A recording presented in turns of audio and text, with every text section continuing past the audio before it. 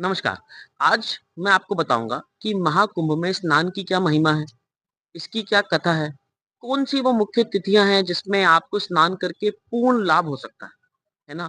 और महाकुंभ कब शुरू होके कब खत्म हो रहा है, ये जानना सबसे ज़्यादा इम्पोर्टेंट है। तो देखिए, महाकुंभ जो है 13 जनवरी को स्टार्ट हो गया है ना? आज दिनांक 15 तारीख है।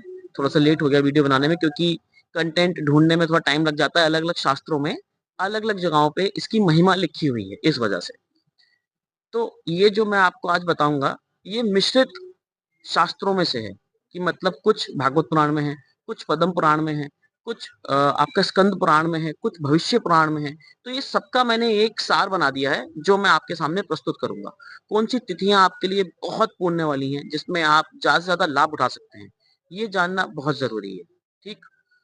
तो सबसे पहले ये जानते हैं, तो इस बार जो ये कुंभ लग रहा है प्रयागराज में, ये पूर्ण महाकुंभ है। अच्छा, ये पूर्ण महाकुंभ क्यों है? ये भी मैं आपको बता देता हूँ।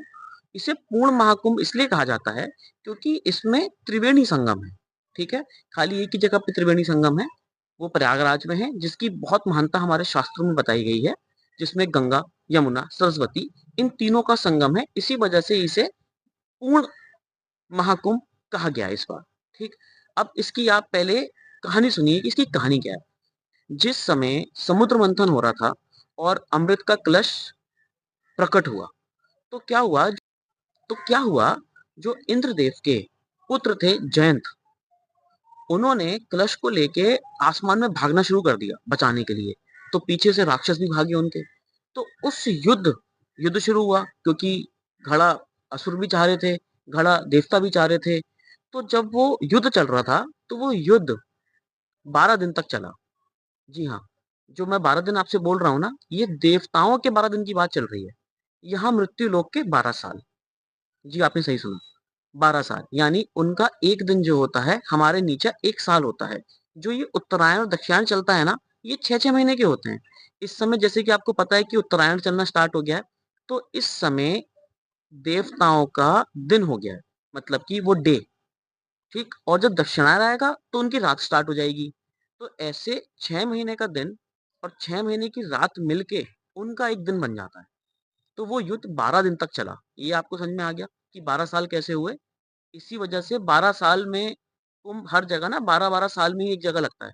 मतलब कि 12 साल में 4 जो स्थान हैं, वहाँ पे एक बार ही नंबर आता है। तो अभी जो प्रयागराज में कुंभ चल रहा है ना, अब इसका दोबारा नंबर 12 साल बाद आएगा। ये समझ में आ गया आपको? तो ये 12 दिन इस तरीके से उनका युद्ध चला। जब ये युद्ध चला ना, तो 12 बूंदें अमृत की नीचे गिरी। जी, अब आप कहेंगे 12 बूंदें अगर नीचे गिरी तो कुंभ तो सिर्फ 4 स्थान पे लगता है। जी, कुंभ 12 स्थानों पे लगता है। लेकिन शास्त्र में ऐसा लिखा हुआ है कि ये जो 12 स्थान है, इसमें से 4 स्थान तो मनुष्य के अंडर आ गए, तो उनके लिए सुलभ हो गया। मनुष्य ताकि अपने पापों को निवृत्त कर सके, अपने पाप भस्म कर सके। और जो 8 स्थान थे, वो देवलोक में, वो देवता के लोकों में स्थापित हैं। तो वो उनके लिए सुलभ है, वो हमारे लिए सुलभ नहीं है। हमारे लिए यहाँ पे सुलभ है। तो इस तरीके से 12 बूंदें गिरी, 12 दिन तक युद्ध चला और 12 साल में ही नंबर आता है हमारा। ठीक है? एक एक जगह, एक स्थान का 12 साल में नंबर आता है। ठीक? वैसे सारी ही जगह अपने आप में कुंभ में बहुत ही पुण्यदायी हैं। ऐसा नहीं है कि सिर्फ़ जो प्रयागराज है उसी की महानता है। महानता सबकी है, लेकिन संगम 3 होने की वजह से उसकी महानता थोड़ी बढ़ जाती है। ठीक?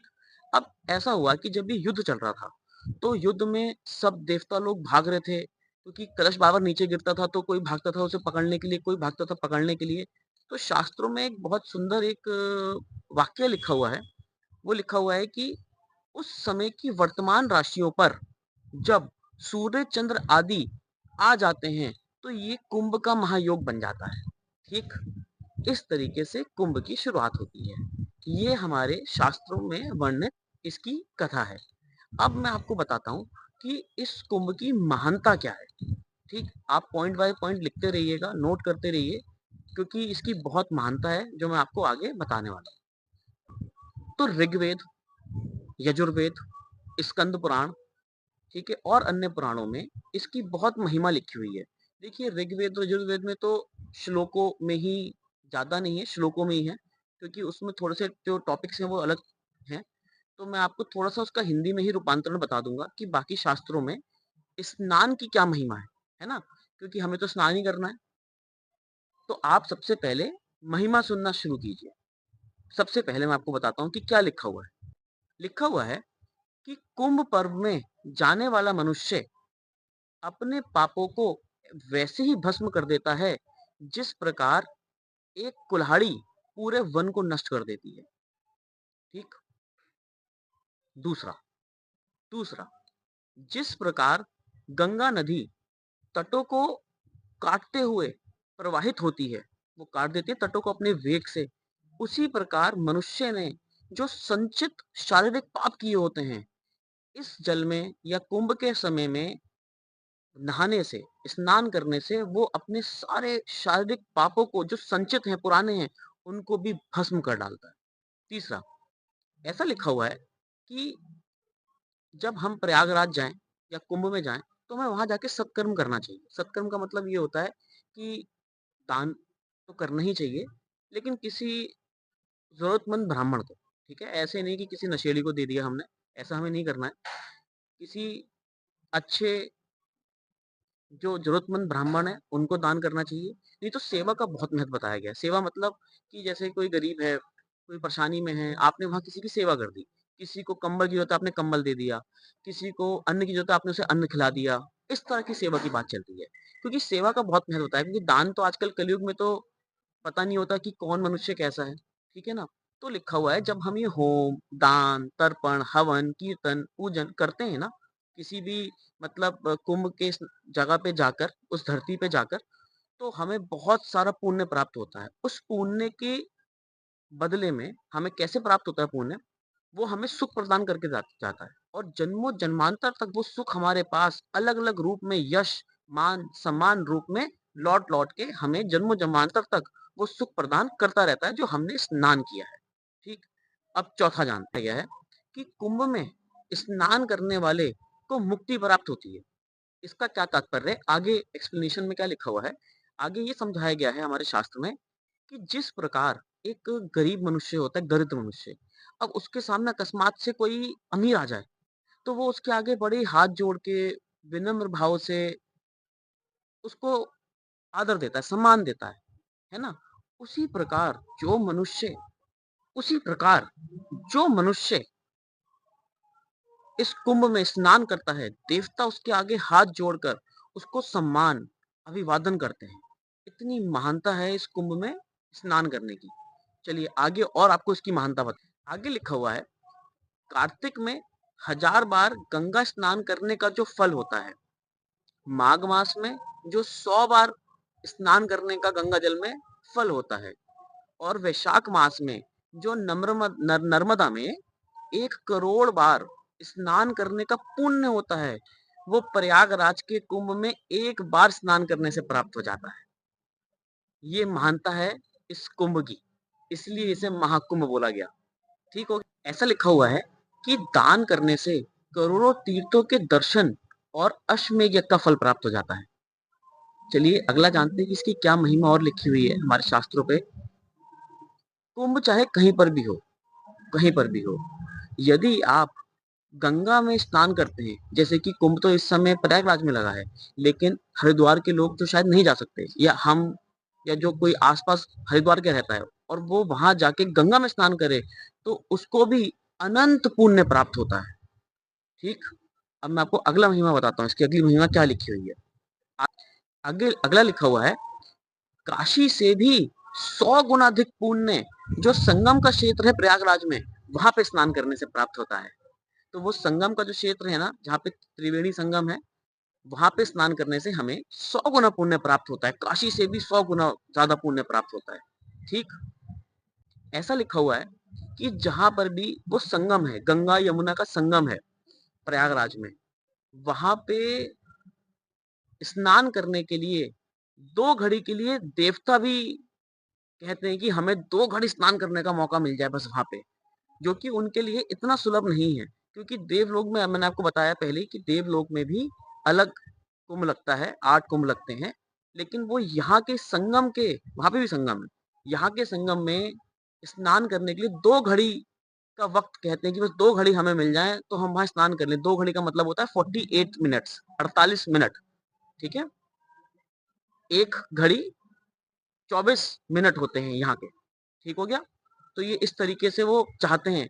और बताता हूँ आपको, ऐसा लिखा हुआ है कि सतयुग में जो तीर्थ होते थे ना और जो देवता होते थे, वो स्नान करने के लिए आते थे, लेकिन वो प्रत्यक्ष रूप में आते थे। और कलयुग में वो अप्रत्यक्ष रूप में आते हैं, अदृश्य रूप में आते हैं। लेकिन ऐसा भी लिखा हुआ है कि कभी-कभी देवता और तीर्थ वेश धारण करके आते हैं। तो कभी भी आप जब स्नान के लिए जाएँ ना प्रयागराज में, तो कभी भी आप लोग किसी का अनादर ना करें, किसी ब्राह्मण को कुछ गाली-गलौच ना करें। आप भले ही दान ना दें, लेकिन किसी से अभद्र भाषा में बात ना करें, किसी को धुतकारें नहीं, झूठ ना बोलें, चुगली ना करें, क्योंकि पता नहीं जिससे आप बात कर रहे हैं वो कौन है।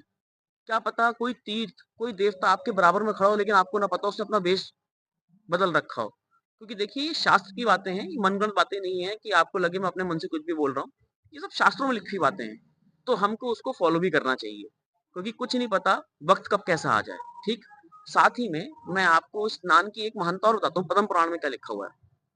पद्म पुराण में लिखा है कि जब भी आप किसी तीर्थ पे जाएँ, तो अपना मुंडन करा के जाएँ, ऐसा लिखा है। मैं आपसे ये नहीं कह रहा कि आप लोग मुंडन कराइए, ऐसा लिखा हुआ है कि अगर हो सकता हो तो आप अपना हमेशा बाल मुंडवा कर जाएँ, क्योंकि जब मनुष्य ये संकल्प लेता है कि मैं उस तीर्थ में जाके स्नान करूँगा, तो जो हमारे पाप होते हैं ना, वो नीचे से ऊपर भागते हैं और वो बालों में आके फँस जाते हैं, रुक जाते हैं यहाँ पे। तो जब हम बालों को कटवा देते हैं और जाके स्नान करते हैं, तो हमारे सारे पाप क्षीण हो जाते हैं, हमारे सारे पाप वहीं छूट जाते हैं। ठीक हो गया? अब मैं आपको मुख्य तिथियाँ बताता हूँ, जिसमें से 2 तिथियाँ मुख्य तिथियाँ मैं स्क्रीनशॉट आप ले लीजिएगा, मैं स्क्रीन पर डाल दूँगा, कौन-कौन सी तिथियाँ बहुत शुभ हैं स्नान के लिए, जिसमें से 2 तिथियाँ बहुत ज़रूरी बताई गई हैं, 2-3 तिथियाँ बहुत ज़रूरी हैं। एक 19 जनवरी, एक 4 फरवरी और एक 12 फरवरी। ऐसा लिखा हुआ है, ये जो 3 तिथियों के जो योग बन रहे हैं, ऐसा लिखा हुआ है कि जो 100 सूर्य ग्रहण पड़ने पे जो पुण्य एकत्रित होता है, ठीक है ना? उसका फल उस दिन स्नान करने से मिल जाता है। तो देखिए कितनी महिमा बताई गई है हमारे शास्त्रों में कुंभ स्नान की। मैं उम्मीद करता हूँ कि आपके सारे क्वेश्चन मैंने इसमें कवर कर लिए होंगे कि क्या कहानी है, क्या महिमा है, क्यों हमें करना चाहिए और जो लोग नहीं जा पा रहे, उनके लिए भी है। वो अपने घर में ही, अपने घर की ही बाल्टी में गंगा जल की कुछ बूंदें डाल लें और जब वो स्नान करें, तो गंगा, गंगा, गंगा कहते हुए स्नान करें। इससे पूर्ण फल प्राप्त हो जाता है, अनंत कोटि पुण्य प्राप्त होता है। मैं ये तो नहीं कहता कि जो वहाँ संगम में स्नान करने का पुण्य मिलता है, लेकिन भगवान ये कहते हैं कि मैं उसको भी बहुत अत्यंत पुण्य दे देता हूँ, जो सिर्फ इतना ही कर लेता है क्योंकि कलयुग में चीज़ों का अभाव है। इस जानकारी को सुनने के लिए बहुत-बहुत धन्यवाद। अगर आपको जानकारी पसंद आई हो, तो आप आगे शेयर कर सकते हैं, कमेंट कर सकते हैं, कोई सवाल पूछना हो मुझसे पूछ सकते हैं। बहुत-बहुत धन्यवाद।